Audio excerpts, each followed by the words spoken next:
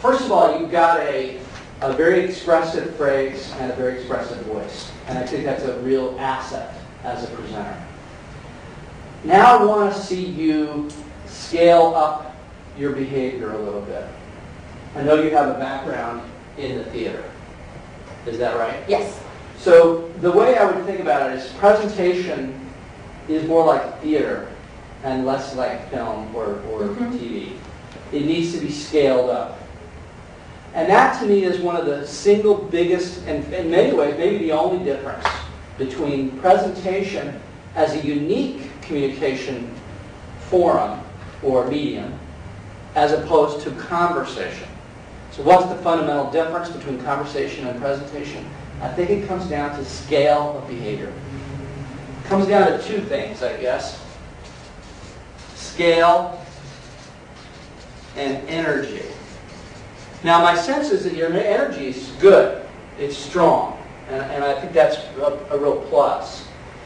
But what I noticed is that you pretty much stood in one place. You didn't use the space at all. And you had a little bit of what I call T-Rex arms. Yeah.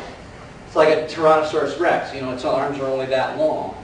And this is a common phenomenon that I see people when people get up in front of a group. I don't know what it is, but their elbows just get locked into their sides. So with this idea of scale in mind, what I want you to start doing is taking up space. Now you could think of it as alpha behavior. It's a way of saying, this is my space. I am in charge right now. I am leading the group.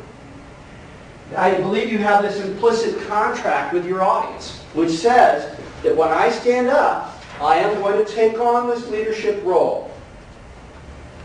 So if your behavior says, I'm leading the group now, I'm confident in that, I feel comfortable in that role, then the audience relaxes and they feel like, okay, we're in good hands.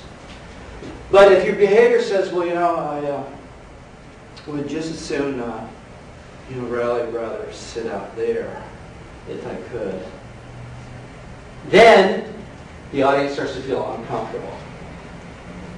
Right. So you want your behavior to say, I am leading, I am in charge. And one of the ways to do that is to bring up the scale and energy.